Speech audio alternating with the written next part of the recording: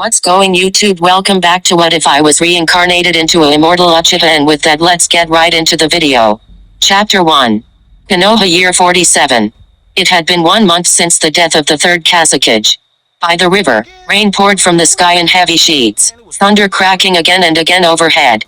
Beneath a large metal-framed umbrella sat a young shinobi wearing a Konoha forehead protector, fishing as if the weather were perfectly normal. Yuto, the meeting is about to start. Stop wasting every day fishing.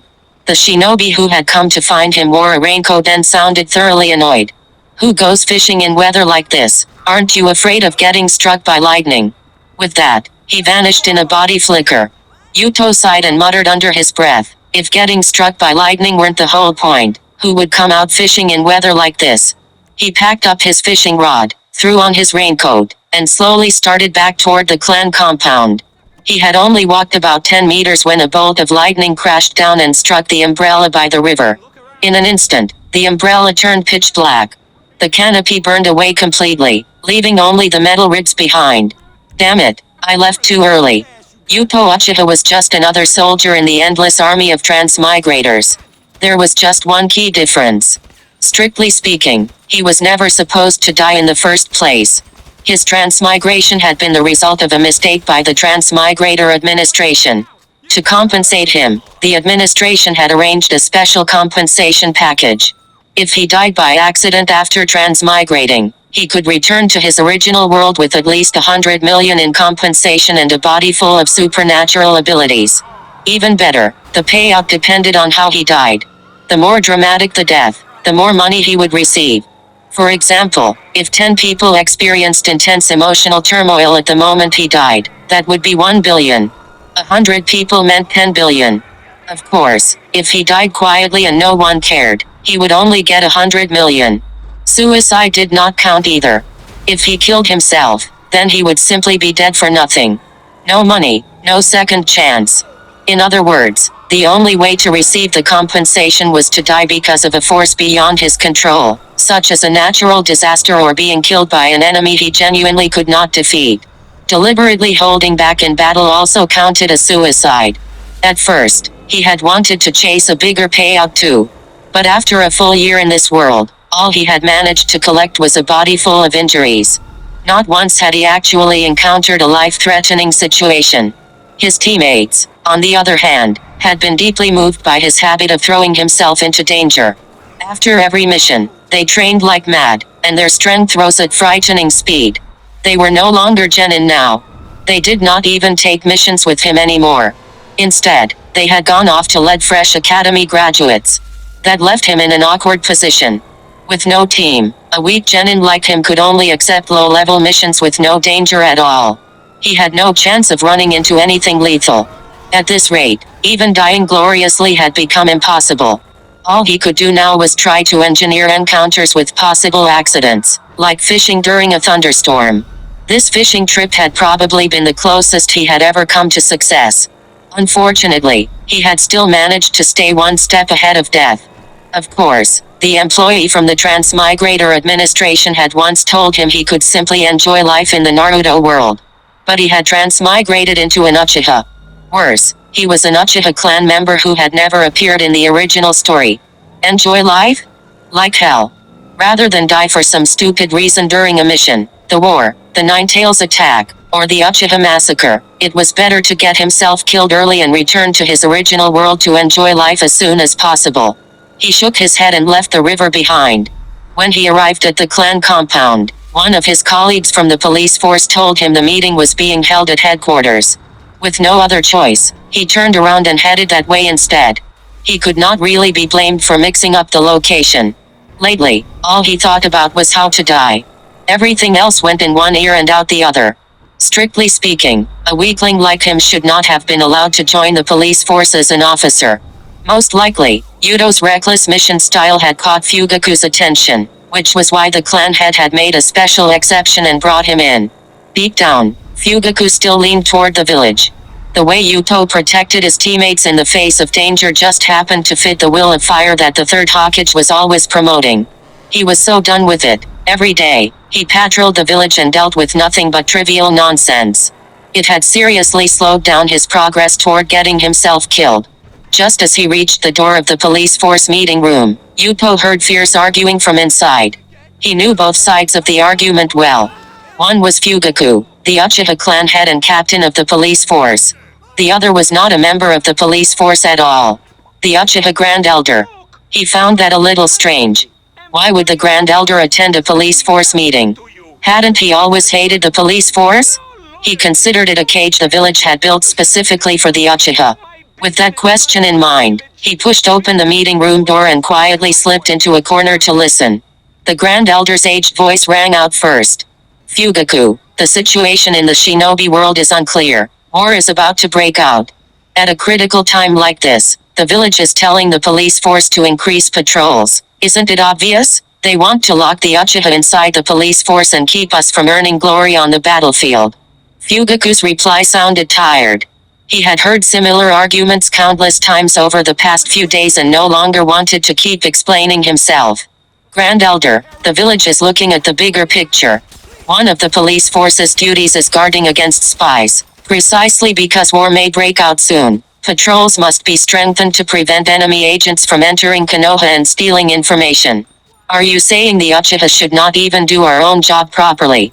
Bullshit. The Grand Elder's voice shot up as he roared in fury. The police force hasn't been responsible for counterintelligence in years. That bastard Tobirama Senju, the thief who stole the Hokage seat from the Uchiha, dumped all those missions on the Anbu long ago. And his disciple, Hiruzen Sarutobi, is even more sinister. He even took interrogation work away from the police force and handed it to some interrogation division that was only founded a few years ago. As I see it, Konoha can no longer tolerate the Uchiha clan. We may as well launch a coup early and take back the Hokage seat. There were quite a few hawks within the police force. The moment the Grand Elder finished speaking, people immediately responded. Yes, the Grand Elder is right. We should launch a coup. I'm sick of the village pushing us aside. We should rebel. Seeing the crowd react so fiercely, Yuto's spirits lifted. A coup was good. A coup meant people would die. Given the current gap in strength between the village and the clan, the Uchiha would definitely be crushed if they launched a rebellion. After all, at most, the clan currently had only one person who possessed the main Gekyo Sharingan. Fugaku Uchiha. And the original story had never made it clear whether he actually had it or not.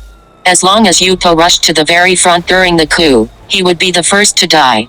And since he was a member of the Uchiha clan, he would be forced to participate in the coup. That definitely would not count as suicide. If he died first and added a little performance before his last breath, the tears alone would come pouring in. Who knew how many times his compensation would multiply? Yuto did a rough calculation. Given how emotional the Uchiha usually were, that had to be at least 10 billion. Even without supernatural powers, that would be enough for a life of obscene luxury. With that thought, Yuto immediately jumped out from the crowd and shouted, "A coup! We have to launch a coup!" Feeling everyone's eyes turn toward him, he climbed straight onto the table. "My fellow clansmen, do you know how much more we Uchiha pay for the same kilogram of rice compared to everyone else? 3 whole times as much. 3 times. Over the course of a year, the extra money the Uchiha clan spends couldn't even fit in a carriage. So, my dear fellow clansmen, the coup must happen immediately. I think the weather tonight is perfect. Let's start preparing weapons right away." Yuto's speech ended. The room fell completely silent. Not a single Uchiha followed up. Yuto was shocked to discover that the entire Uchiha clan was all talk and no action when it came to rebellion. Chapter 2.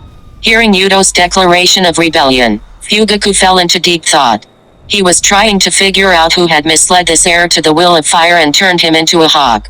Judging from Yuto's past behavior, he was absolutely a good young man who cared about the village and his comrades. He should never have such treasonous thoughts. Most members of the Hawk faction were impulsive, and their Sharingan tended to awaken quickly, so they were generally strong. Logically speaking, a dead last Uchiha like Yuto should not have had any contact with them. Unless Fugaku understood everything. He cast Yuto an approving look. This kid really was quick on his feet. He had deliberately pushed the argument too far, leaving the Hawks with no way to back down. Even the stupidest Hawk understood that now was not the right time for a coup. The village was too strong, and the Uchiha clan had no chance of winning. Yuto had intentionally pushed the conflict to an extreme. The Hawks had neither the strength nor the courage to respond. This move would completely crush their arrogance. For a long time to come, none of them would dare mention the word coup again. What an impressive young man, such a clever mind. At the same time, the Grand Elder was thinking too. He had never even heard of a dead last like Yuto Uchiha. If he had never heard of him, then Yuto definitely was not a member of the Hawk faction.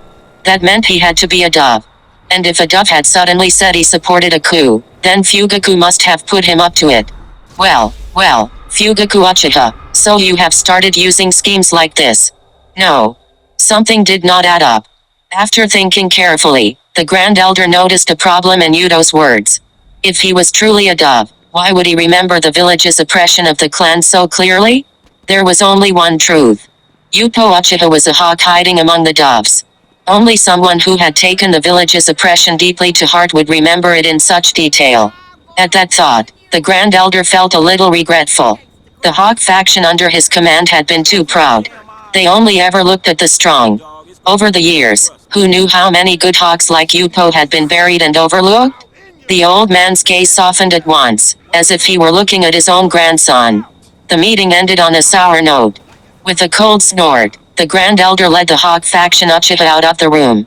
Once the Hawks left, there was no longer any point to the meeting. Fugaku had enough control over the doves that there was no need for further discussion.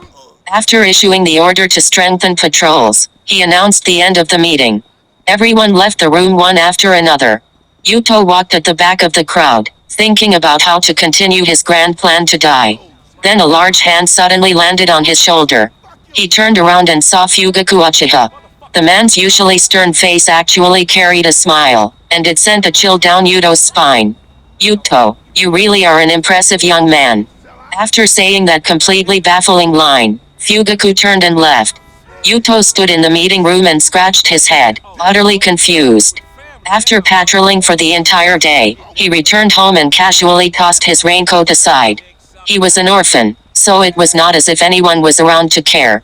The moment he stepped inside, he saw an old man sitting in his house.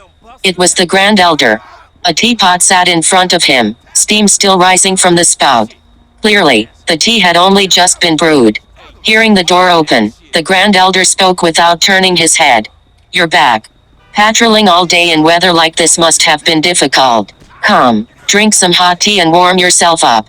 His tone was unexpectedly gentle, which left Yuto completely puzzled.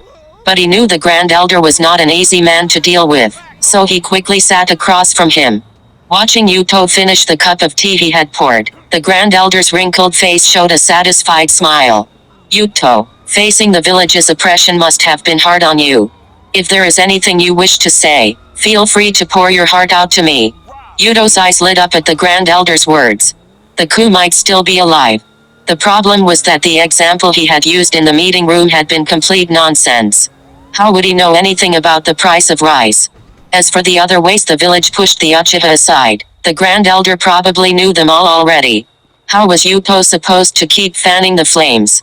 After racking his brain for a while, he actually found one. And it was something the Grand Elder definitely had not experienced himself. Yuto adjusted his emotions, then spoke through gritted teeth. Grand Elder, I originally intended to bury some things in my heart for the rest of my life, but since you asked today, I cannot keep silent anymore. I have to say it. The Ninja Academy is poisoning the Uchiha. The Grand Elder immediately frowned.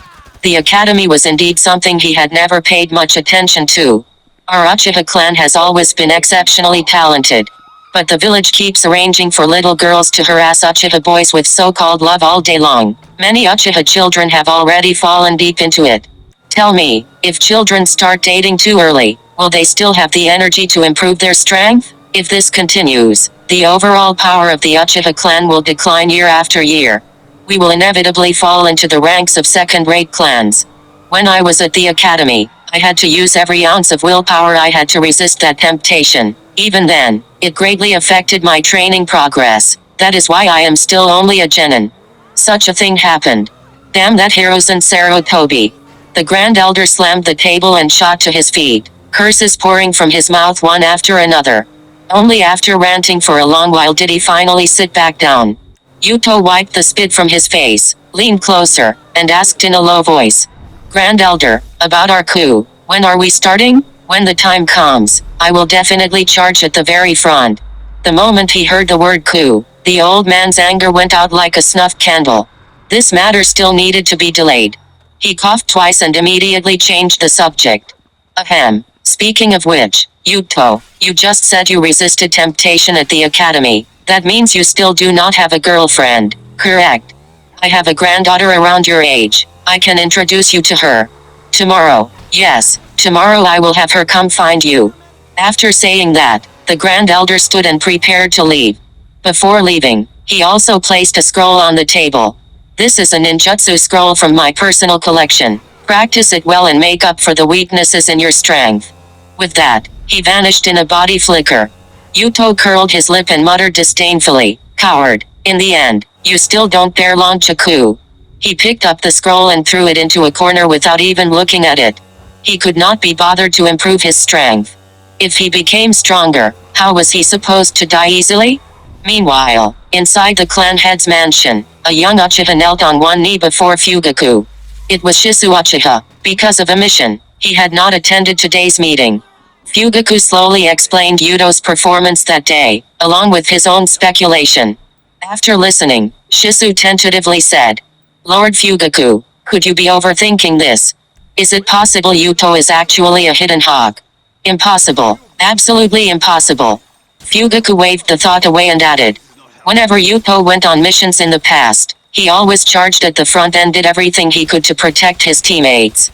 Every mission left him covered in injuries. An outstanding young man who cherishes his comrades like that could never be a hawk. Hearing that, Shisu nodded deeply in agreement. He felt ashamed of the thought he had just voiced. I understand, Lord Fugaku. But what does Yuto have to do with you calling me here tonight? Fugaku said seriously. Yuto's strength is too poor. I hope you can help him improve, and guide him while you are at it. Do not let him walk down the wrong path. I do not want an outstanding Uchiha youth to fall here. Shisu's expression turned solemn, and he answered loudly. Yes, Lord Fugaku. Chapter 3 Good morning, Yuto. Yuto looked at Shisu Uchiha in front of him and began to mutter inwardly. Since transmigrating, he had never had anything to do with Shisu. They shared only a surname. They were practically from two different worlds. So why had he run into Shisu the moment he left home today? And why was the other boy greeting him so warmly, as if he had been waiting here on purpose? Could it be? Yuto suddenly remembered what Fugaku had said yesterday in the meeting room while patting his shoulder.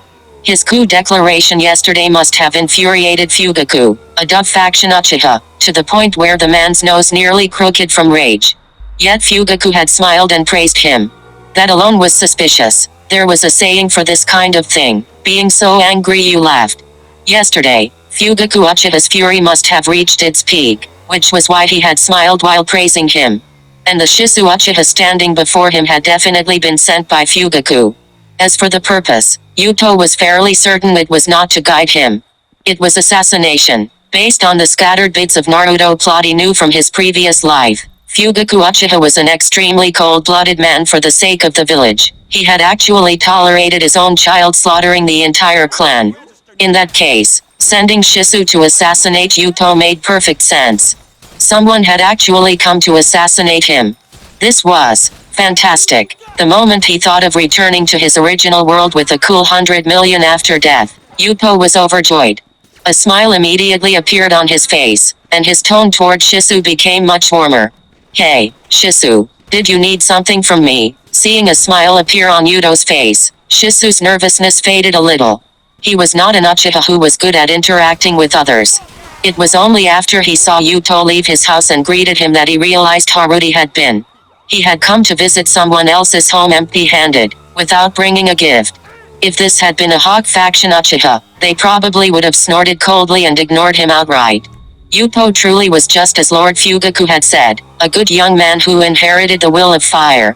He had not minded Shisu's rudeness at all. Not only that, he had even greeted him so warmly. Suppressing the excitement in his heart, Shisu said, Yuto, Lord Fugaku assigned us to the same team. We are responsible for patrolling the northwest side of the village. The northwest side of the village. Hearing the area they were about to patrol, Yuto's heart jolted. There was a dense forest on the northwest side of the village.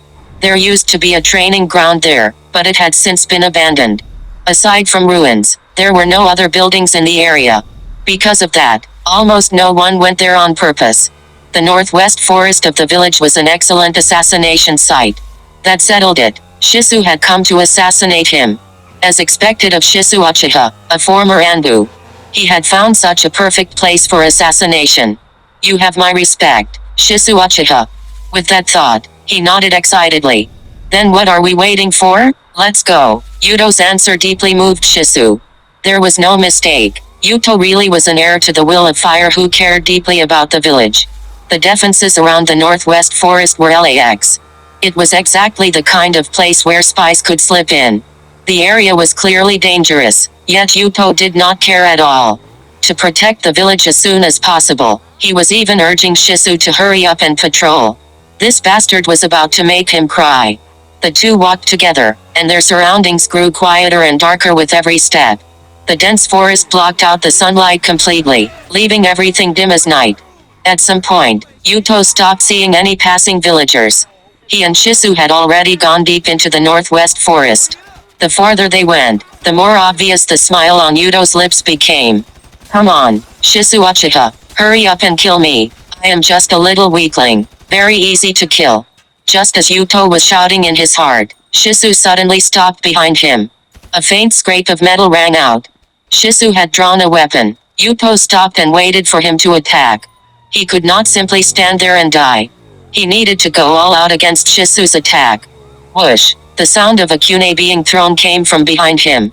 On the right, he spun around and slashed at the flying kunai with the weapon in his hand. Clang! Yuto's ninja blade knocked the kunai away. Before he could feel pleased, the deflected kunai made a wet sound, as if it had stabbed someone hidden in the grass. While Yuto was still stunned, Shisu's shout suddenly rang in his ears. Yuto, move! His body reacted instinctively. He flashed to the side. A wind blade tore through the afterimage he left behind, and a ninja dressed like a civilian from the land of fire leaped out of the grass. The man clutched his chest, his face twisted in pain. A kunai was stuck there. This guy was clearly a spy. Seeing the situation, Yuto understood what had happened. Shisu had not been trying to attack him just now. He had actually been attacking the spy hidden in the grass. It was all his fault for being too impatient. When he heard Shisu speak, he had immediately dodged. Judging from the path of that wind blade, if he had not moved just now, his neck definitely would have been cut open. Yuto gritted his teeth. It was all this spy's fault. Couldn't he predict Yuto's movement a little better? Could he at least aim properly? With skill like this, how did he have the nerve to work as a spy? Hatred rose in Yuto's heart. Holding his ninja blade, he charged forward and shouted viciously, "Damn spy, can't you aim a little better?" Seeing Yuto charge at him, the spy hurriedly defended himself. On top of that, he also had to keep an eye on Shisu, so he could not display even half his true ability. Even Yuto, an apparent genin, could trade blows with him. Still, weak was weak. Before long, Yuto gradually fell into a disadvantage. The more he fought, the more excited he became. A bloodthirsty smile curled on his lips. Come on, that's it, attack me harder, damn spy." Shisu was stunned. He could not imagine what level of love for the village would make Yuto hate a foreign spy this much. No wonder he had knocked away Shisu's thrown kunai earlier. He had wanted to kill the spy who had been spying on Konoha with his own hands. Yuto was the one who truly loved the village. To personally kill the spy, he had even blocked Shisu's attack. But now, it looked like Yuto was falling behind. Shisu could not just stand there and watch someone who loved the village this much die at the hands of a spy. He charged at the enemy with the body flicker technique, ready to save Yuto from his disadvantage. When Yuto saw Shisu preparing to join the fight, panic surged through him. Damn it, don't come steal my enemy. I was so close, I was about to be defeated. As long as he lost to the spy, he would have a chance to return to his original world. To get himself killed before Shisu could interfere, Yuto ignored the wounds the enemy was leaving on him and attacked with everything he had. Come on, Mr. Spy, don't you want to escape? Then hurry up and kill me. Yuto's fighting grew more and more frenzied. His ninja blade blurred in his hands. The spy was frightened by his reckless momentum. In a moment of carelessness, Yuto's blade cut across his throat. Blood sprayed out, and the man died on the spot. Yuto stared at the fallen spy, dumbfounded. It seemed he had missed his insurance payout again. Chapter 4 Yuto, are you alright? Yuto stood blankly in front of the dead spy, and shock welled up in Shisu's heart. Just how deep did someone's love have to be for him to risk everything, fighting like his life did not matter, just to kill a spy who had been watching the village? He had even exhausted himself after the battle because he insisted on killing the spy personally. Shisu could not help feeling ashamed. In the past, he had boldly believed that he was the uchiha who loved the village most. Compared to Yuto, his own love for the village now seemed laughable. Yuto snapped out of his grief over losing the compensation money and forced out a smile. I'm fine. Only then did Shisu relax. By the way, Shisu, don't you have any other missions? Yuto was thinking about his earlier guess regarding Shisu's behavior. Shisu should still have a mission to assassinate him. He had just finished a fight and was in a weakened state. It was the perfect time for an assassination. He needed to remind Shisu not to forget the assassination mission Fugaku had given him. As long as Shisu killed him, the compensation money was still within reach. Hearing the excitement in Yuto's voice and seeing the wounds covering his body, Shisu let out a long sigh. Lord Fugaku had been right. To protect the village, Yuto always ended up covered in injuries. This was all Shisu's fault for hesitating earlier. Why had he doubted Yuto's reason for knocking his kune away? Because he had doubted him. He had been one step too slow, and that had left Yuto covered in wounds. Regret-filled Shisu. He patted Yuto on the shoulder and said seriously, Yuto, I will handle the rest. You just need to bandage your wounds. The village needs you. With that, Shisu picked up the spy's body and vanished with a body flicker. Yuto stood there, speechless. That was it? What happened to the assassination? You jerk. Only after a long while did he recover from the disappointment of failing to die for the nth time. With no other choice, he headed to Konoha Hospital. Konoha Hospital was Yuto's fixed respawn point. Almost no one was more familiar with the treatment process here than he was. Ever since transmigrating, Yuto came here almost once a day on average. When he took more missions, it was possible for him to enter the hospital several times a day. It was precisely because he took missions with no regard for his life that his two former teammates had managed to rise past the genin stage so quickly. At first, they had complained about him accepting so many missions. But the way he took the initiative to protect them whenever danger appeared had somehow won their respect instead. Walking through the hospital entrance, Yuto skillfully registered, lined up, and waited to have his wounds bandaged. The doctor bandaging him was an acquaintance. Nono Yakushi, the walking shrine maiden. When she saw his face, she sighed softly and skillfully pulled a huge roll of bandages from the very bottom of her medical kit. Yuto, you went and fought recklessly again. Honestly, haven't you already joined the Konoha police force? Why are you still pushing yourself this hard? Nano had asked him similar questions countless times. Yuto had long since prepared a set of answers. He thought for a moment, recalling how he had brushed her off last time, then said, Big sis Nono, you know me. I never hold back when facing an enemy, just like my father. Halfway through, Yuto lowered his head and put on a sorrowful expression. This was answer number 72 from his list of excuses for dealing with Nono. He had summarized 81 in total, and he was almost out. It looked like he needed to make up an entirely new version when he got home. In truth, Yuto had no memories of his parents at all. The original owner of this body had lost them in battle before he was old enough to remember anything. So everything about his father just now had been pure nonsense. Nono fell for it, just as expected. She pressed her lips together and stopped asking. After tying the bandage into a neat bow, she clapped her hands and squeezed out a small smile. All done, Yuto. Don't let the wounds get wet for the next couple of days, okay? You should recover soon. Yuto nodded. Thanks. With that, he was about to turn and leave. The door suddenly flew open, and Shisu rushed in, breathing hard. Clearly, he had come straight here after dealing with the spy's corpse. Yuto, are your wounds treated? Seeing him in such a hurry, Yuto's eyes sharpened. Had a large number of spies appeared in the village, requiring his help to capture them immediately? That would be wonderful. Where there was fighting, there was a chance to die in battle. Yuto loved being beaten to death.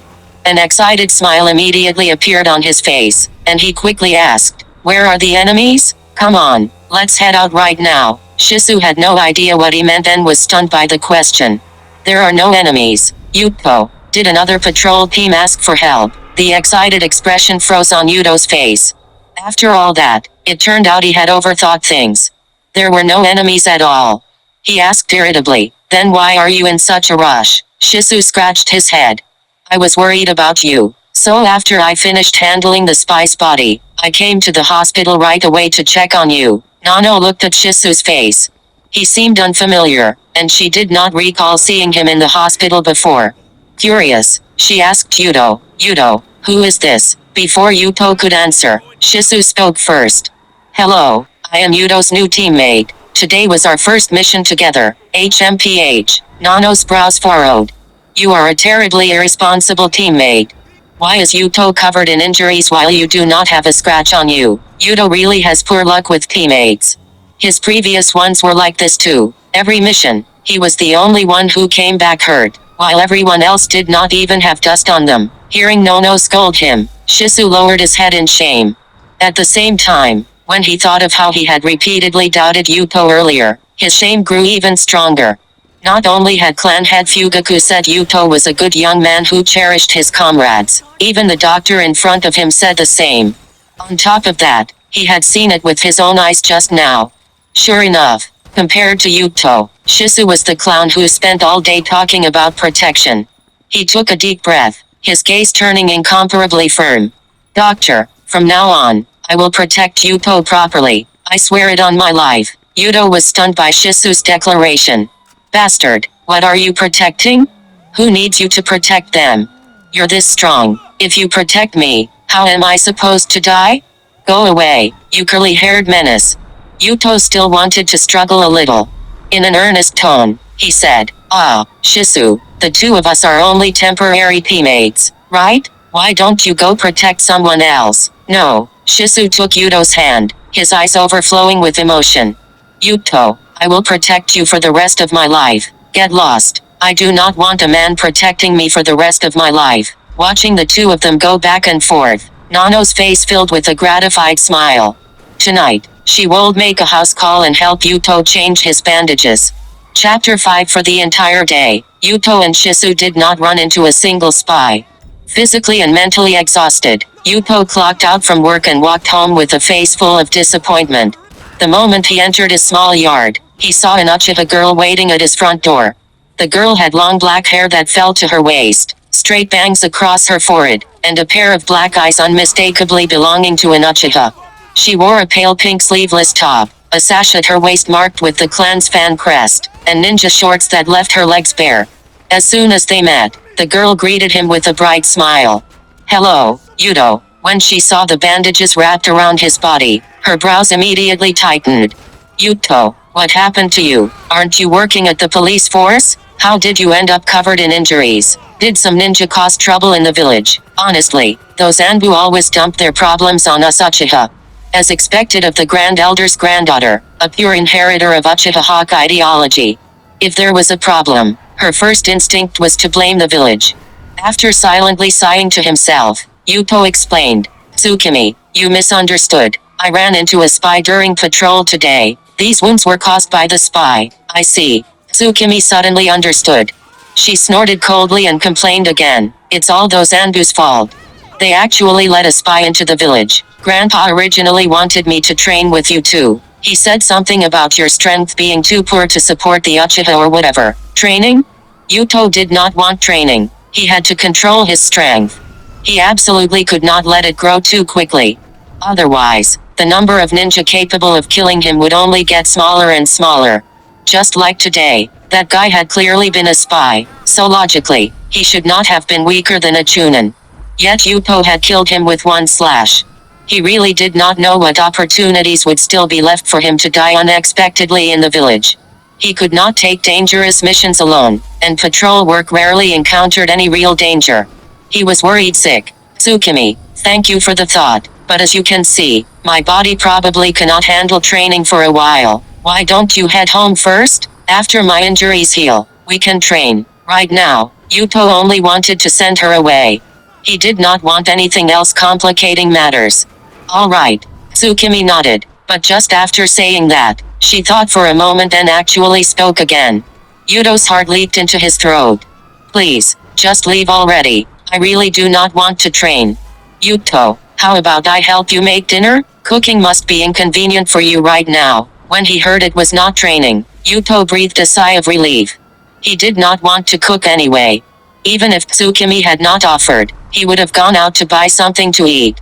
After all, his wounds really did hurt. So he nodded and said, Thanks, Tsukimi. I appreciate it. Tsukimi's face brightened. She patted her not exactly overflowing chest with pride and said, Don't worry, I'm pretty confident in my cooking. Yuto opened the door and brought her into the house. After that, he returned to his room and casually picked up a novel to read. Entertainment in this world was rather scarce. For ordinary people, it was probably limited to reading and watching movies. Yuto was no exception. Konoha did not have a movie theater, so he could only pass the time with novels. Even the novels tended to be on the serious side. Jiraiya's famous masterpiece, Make-Out Paradise, had not even been written yet. At the mention of Make-Out Paradise, Yuto suddenly had a good idea. He vaguely remembered that when Jiraiya had been gathering material, Tsunade once caught him and nearly beat him to death. If Yuto also went gathering material and got caught, would a powerful female ninja beat him to death on the spot? After all, his strength was only at the genin level. Any jonin could casually kill him in one hit. He was a genius. He would go tonight. Just then, Tsukimi finished cooking. She knocked on Yuto's door and said, Yuto, dinner is ready. Come eat. Hearing that, he immediately tossed the novel aside, left his room, and sat down at the table. The meal was not especially lavish, but it tasted quite good. Tsukimi had not been bragging. Her cooking really was decent. Watching Yuto eat heartily, a satisfied smile appeared on her face too. After the dishes were cleared away, Yuto was just about to walk Tsukimi home when the front door was pushed open from outside, and a gentle female voice entered the house. Yuto, are you home? I came to help change your bandages. It was Nono Yakashi's voice. Yuto quickly went out to greet her. Big sis Nono, why are you here? Nono rolled her eyes at him. Because you got yourself covered in injuries again. I was afraid you would go do something dangerous before you recovered, so I came to change your bandages. After saying that, Nono saw Tsukimi inside the house and immediately covered her mouth with a soft laugh. It looks like I came at a bad time. Did I interrupt you and your girlfriend spending time alone? Nono's words made Tsukimi's face heat up at once. She stammered as she tried to explain, and no, I only helped Yuto make dinner. I'm not his girlfriend. Nono's gaze drifted toward the plates that had not yet been cleared from the table, and she smiled mischievously. Is that so? Then the two of you must be very close. You almost look like you live together. Tsukimi was too embarrassed to speak. Yuto did not want to dwell on the girlfriend topic. He had no intention of getting a girlfriend in the Naruto world. One day, he did not know when, his plan to die would succeed. Getting a girlfriend would only waste her time. He said blandly, Big sis Nono, Tsukimi is just someone I know. There is no special relationship between us, so do not overthink it. Yuto's words sounded rather heartless, and Tsukimi felt strange after hearing them. What did he mean? No special relationship. Just someone he knew? He made it sound as if she were some third party. Pouting angrily, Tsukimi put on her shoes and left without saying a word. Watching her leave in anger, Yuto felt completely baffled. Still, that was fine. If Tsukimi was angry, maybe she would stop bringing up training him. Let her go. Seeing Yuto remain unmoved, Nono shook her head helplessly. This guy was far too dense. Could he not at least explain things to her? But girls these days really were thin-skinned. Being called just someone he knew in front of another woman would obviously make anyone unhappy. Still, Nono had not come tonight to mediate his love life. She needed to hurry up and change his bandages. After that, she still had to return to the orphanage. Taking out her medical kit, Nono said, Come here, Yuto. Yuto obediently did as told. He took off his shirt, revealing the old and new bandages wrapped across his upper body. Beneath the bandages were crisscrossing scars, some deep and some shallow. All of them had been left behind by Yuto's repeated attempts to get himself killed. Every time Nono saw the scars on his body, her heart trembled. Yuto, Please make sure you protect yourself. He thought for a moment, then threw out answer number 73 from his list of excuses specifically for dealing with Nono. How can a man's road through life be free of storms? Nono burst into laughter and flicked him on the forehead. What man, you're clearly still just a child. Chapter 6. Yuto was deeply disappointed.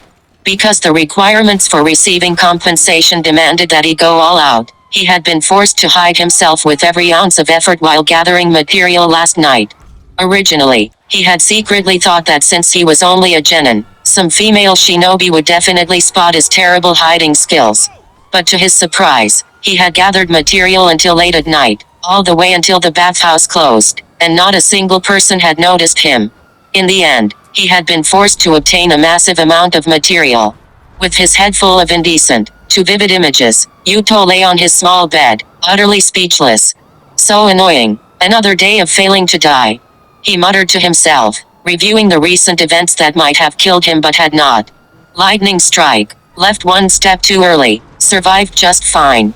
Who? The Hawks were scared stiff. Total waste of effort. Assassination. Pure overthinking. That one doesn't count. Spy. He was so weak it hurt. No challenge at all. Gathering material. Apparently, the female shinobi had no situational awareness at all. Failed again. Yuto felt like his life was losing all hope. In just 2 days, he had tried 5 times to scam the compensation money, yet not one attempt had succeeded. The closest he had come was the least reliable accident of them all. If only the shinobi war would start right now, on the battlefield, I should be able to die smoothly. Konoha Police Force. Sitting at his desk, Fugaku looked at the report his secretary had brought him, his brows tightly furrowed. His fingers tapped the tablet up unconsciously. The report listed the number of spies discovered by patrol teams over the past few days. It had increased by dozens of times compared to normal. And that did not include foreign village spies who had already succeeded in hiding themselves. In truth, the spies they had discovered were all small fry. Most of them were around Chunin level, and their skills were not refined enough to cause any major damage to the village. The real problem was the spies who had successfully hidden themselves.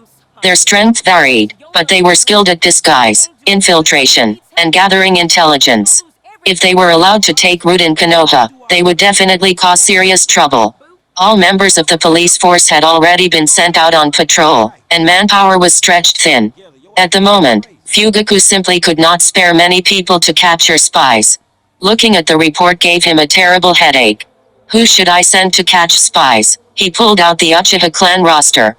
After thinking carefully, he turned to Yuto's page. Sigh. Yuto, it looks like I will have to trouble you again. However, Yuto's strength is rather poor. I need to assign him to reliable teammates. Shisu can be one. That child is very dependable. Having him accompany Yuto should work. As for the other one, who should it be? Just then, someone knocked on the office door. After receiving Fugaku's permission, a long-haired Uchiha girl pushed the door open and entered. She stood respectfully in front of the desk. Clan head, Grandpa asked me to come help at the police force. When Fugaku heard her mention her grandfather, he looked up in confusion, shifting his gaze from the roster to the girl. Once he recognized her, suspicion rose in his heart. Wasn't Tsukimi Uchiha the Grand Elder's granddaughter? Why would she join the police force? Allowing some Hawk faction members into the police force had already been that old man's limit. So why was he throwing his own granddaughter in now? Tsukimi actually did not particularly want to join the police force. With her strength, she could earn more money by leaving the village and taking missions. Joining the police force meant she could only receive a meager salary. But lately, Grandpa had apparently gotten some strange idea into his head and suddenly wanted her to join. Last night, he had even spent the entire evening trying to talk her into it. She could not argue him down, so she had no choice but to agree. There was one thing she cared about. Last night, Grandpa had said she should get closer to Yuto. Right now, she did not want to get close to him at all. That day, she had kindly made him dinner, yet not only had he failed to appreciate it, he had described their relationship as merely knowing each other. That guy had no conscience. No matter what, she had gone out of her way to make him dinner. He should have been properly grateful. Treating her as a good friend would have been fine too. But just someone he knew? What was that supposed to mean? Idiot Yuto. Looking at Tsukimi Uchiha in front of him, Fugaku suddenly had a bold idea. Could he turn the granddaughter of the Hawk faction leader into a dove too? As it happened, Yuto's team currently had only Shisu and Yuto himself. Adding a girl would make it a proper 3-person team. Fugaku felt that with Shisu's ability, guiding 2 people should be more than manageable. Besides, both Shisu and Yuto were deeply loyal to the village. After the 3 of them spent a long time together, he believed this girl Tsukimi would also change her way of thinking. At that thought, the stern expression on Fugaku's face turned into a gentle smile. Tsukimi, do you have any requests regarding the specific work you will be doing? Tsukimi thought about it. Police force work was probably not as dangerous as the missions she could take herself, so she should be capable of handling just about anything. Plan head, anything is fine. Good. A calculating smile tugged at the corner of Fugaku's mouth. Tsukimi accepted the assignment letter he handed her. She glanced over it briefly, and her expression became somewhat unnatural. She had not expected him to assign her to the same team as Yuto. She had only given Yuto the cold shoulder 2 days ago. How was she supposed to get along with him after this? The team atmosphere would definitely be terrible. If the atmosphere was terrible, work would not go well either. Every day would be barely tolerable. She might as well take missions on her own. Life was not easy. Tsukimi sighed. Noticing the changes in her expression, Fugaku felt puzzled. What was wrong with this girl? Ever since she received the assignment letter, she had looked conflicted. What is it, Tsukimi? Are you dissatisfied with the arrangement? She quickly shook her head. She had just said any job was fine. If she changed her answer now, would that not make her someone who talked big? The Uchiha clan had always been proud, and she was the Grand Elder's granddaughter on top of that. She absolutely could not do something so fickle. Otherwise, if word got out, who knew what people would whisper about her behind her back? Tsukimi sighed. It's fine. Clan head, this work is good. If there is nothing else, I will leave first. Fugaku nodded. Tsukimi put away the assignment letter and left the police force. As she walked down the road, she looked up at the sky, her brain running so fast it nearly overheated. What am I supposed to do about this? It's all Grandpa's fault. Taking missions to earn money was perfectly fine. Why did he have to throw me into this police force fire pit? Chapter 7. When Tsukimi returned home, she immediately ran into her grandfather. She hid the assignment letter behind her back at once and forced a smile onto her face. Grandpa, why are you home today? The Grand Elder raised an eyebrow and glanced at his granddaughter. What did she mean? Why was he home today? He had been retired for who knew how many years. Was he supposed to go out on missions after retiring? After all, he was one of the old men from Konoha's founding era. Everyone from his generation had already passed away. He was the only one still alive. Even Hiruzen Sarutobi had to respectfully call him Grand Elder when they met.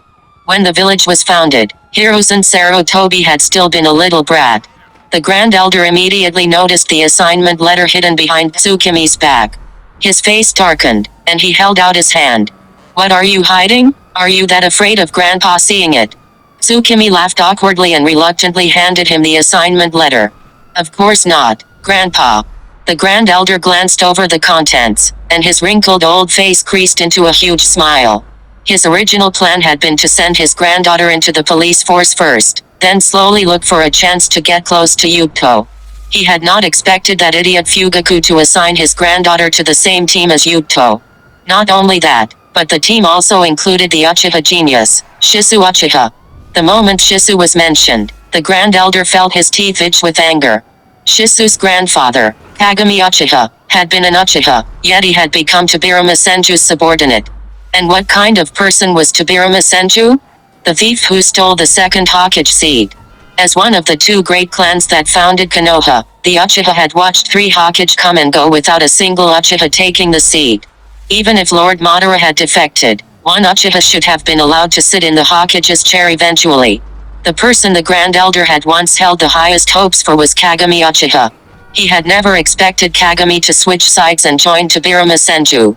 Fine, even if he joined Tobirama Senju, he and Hiruzen Sarutobi had both been Tobirama's subordinates.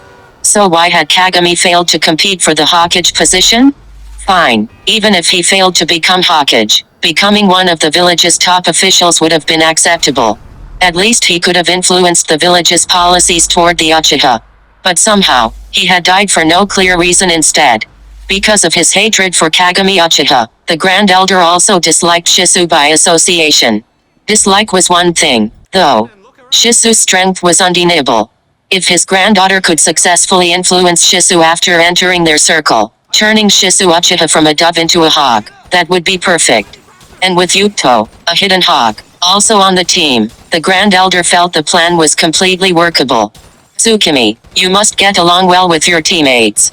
The burden of reviving the clan now rests on your shoulders. Hearing her grandfather's words, Tsukimi almost wanted to cry. Getting along with her teammates was already troublesome enough. Now, for some reason, she had also been given the mission of reviving the clan. Damn it, she, Tsukimi Uchiha, was only a Tsutomu Chunin. Why did she have to carry such an important mission? That night, Tsukimi was so worried that she nearly lost sleep altogether. She tossed and turned the entire night, unable to settle down. Even when she did fall asleep, nightmares immediately followed. In every dream, her teammates abandoned her and went off to act on their own. The next morning, Tsukimi stared at herself in the mirror with dark circles under her eyes. Gritting her teeth, she said, "No, for the sake of my future sanity, I have to make things clear with that idiot Yuto." She hurriedly washed her face, skipped breakfast, and ran straight out of the house. At the same time, Yuto was sitting at his desk, writing furiously. Because of his injuries, he had not gone out on patrol for the past 2 days. Since he had nothing better to do, he had simply started writing a novel. Since he apparently would not be dying anytime soon, he might as well make some money and improve his living conditions. Of course, it was not a proper novel at all. It was the kind of book children absolutely should not read, created after heavily embellishing the material he had gathered at night. By that morning, he had already written tens of thousands of words. Before transmigrating, he had struggled to write even an 800-word essay. For some reason, when it came to this messy kind of material, the words poured right out of him. Things like the drunken husband and the son's entrance exam came to him effortlessly, without the slightest pause. When he heard someone knock on the door, Yuto quickly put down his pen and hurriedly stuffed the finished drafts into a drawer. He absolutely could not let anyone discover he was writing a novel. Public humiliation did not come with compensation money. After looking around and confirming he had left no obvious traces, Yuto finally got up and opened the door. Before opening it, he had assumed Shisu had come. These past 2 days, Shisu had been visiting his house to check on him. Instead, the person standing outside was Tsukimi Uchiha. Why was she here? Yuto had no idea what she wanted, but he could not leave someone standing outside forever, so he quickly said, "Tsukimi, please come in." His words surprised her. Tsukimi had already prepared herself to be refused at the door. She had not expected Yuto to seem completely unconcerned about what had happened that night. That made every word she had prepared get stuck in her throat. Oh, right. Sitting beside the table, Tsukimi felt deeply conflicted. She had no idea how to explain the situation to Yuto. Yuto was anxious too. He still wanted to keep writing his novel. He could not let the inspiration slip away. If it did, he might not be able to write anymore. Unable to wait any longer, he asked, "Tsukimi, did you need something?" Tsukimi shook her head in panic and said, "Nothing. It's just, yesterday, the clan had assigned me to the same team as you, so today." Yuto had thought it was something important. As for the team assignment, he had known since yesterday. When Shisu came to visit him yesterday evening, he had already told Yuto the news. Yuto was not surprised by it. After graduating from the Ninja Academy, he had spent most of his time in 3-person teams. He had actually spent less time on 2-person teams or solo missions. "Tsukimi, I already know about that. You didn't have to come all the way here just to tell me. If there's nothing else, then..." Yuto's gaze drifted toward his room. If there was nothing else, hurry up and leave. Was he supposed to ask her to stay for lunch? Sensing Yuto's impatience, Tsukimi clenched her small fists, took a deep breath, and gritted her teeth. "Yuto, that night, I shouldn't have lost my temper." Yuto blinked blankly at her words. First, he thought back for a moment. Only then did he remember she was talking about the night she had helped him make dinner. Had Tsukimi lost her temper? Now that he thought about it, she probably had. But he had not taken it to heart at all. At the time, he had even been secretly happy. Once Tsukimi left, he would not have to train, and his strength would not increase. So Yuto shrugged. Tsukimi, you don't need to apologize. If you hadn't brought it up, I would have forgotten about it. Tsukimi froze. After all that, she was the only one who had cared about the whole thing? Damn it, Yuto, you idiot. Chapter 8. Good morning, Shisu-senpai. The next day, Yuto, Shisu, and Tsukimi gathered together. This was the team's first mission since being formed. Tsukimi had changed out of her casual clothes and into full ninja gear. Her forehead protector was tied neatly across her forehead, and her dark blue combat outfit outlined her graceful figure. Kune and shuriken were arranged neatly inside the ninja pouch at her waist, and she wore a flak jacket reserved for chunin and above. Incidentally, Shisu was also wearing the same green flak jacket. He was a jonin now, so naturally he qualified. Among the three of them, only Yuto was a genin. He could only wear his own clothes. He was also the youngest of the three. Tsukimi was 1 year older than him, while Shisu was 1 year older than Tsukimi. That was why Tsukimi treated Shisu as her senior. Shisu was the captain of the three-person team. He opened the intelligence scroll he had received from the police force and said to the two of them, "This mission is fairly dangerous. The torture and interrogation force extracted information from the mind of the spy Yuto killed earlier. It revealed other spies hiding inside the village. According to the intelligence, the spies have been active near Konoha's commercial district for a long time, disguised as merchants. There should be 3 to 5 spies. Their strength ranges from chunin to jonin." Hearing that one of the spies might be a jonin, Yuto's eyes lit up. It looked like another chance to get himself killed had arrived. If they were only chunin, he could still exchange a few blows with them. But if he ran into a jonin, he would only be cut down instantly. When the time came, he would charge in first and definitely get killed by the jonin spy in one slash. Not only would he successfully collect the compensation money, he could at least make Shisu and Tsukimi shed a few tears too. Added together, that would be 200 million. Shisu had not finished explaining the intelligence. Those spies will meet today in a valley outside the village to exchange the information they have gathered. We move out immediately, reach the valley before the spies, and ambush them. That is all. Hearing that the mission location was outside the village, Yuto's mood became even better. If it was inside the village, he would have to worry about the Anbu interfering. But outside the village, at least during the first 10 minutes of the fight, the Anbu would not have time to arrive. Yuto could already imagine himself returning to his original world a day later with 200 million in cash, a body full of supernatural abilities, and a life of obscene luxury waiting for him. After confirming that both of his teammates understood the mission details, Shisu immediately led them toward the valley. Halfway there, Shisu slowed slightly, falling half a step behind Tsukimi and coming to Yuto's side. "Yuto, when the time comes, make sure you stay safe. Don't risk your life like last time," Yuto said earnestly. "Don't worry, I'll definitely be careful." Of course, Yuto was only saying that. Once the fight started, he would still put his life on the line. Still, today was the last day he would spend with Shisu. He did not mind answering seriously. Besides, if Shisu heard that he was only brushing him off, Shisu would definitely pay extra attention to him during the battle. Then Yuto's death plan would not be able to proceed smoothly.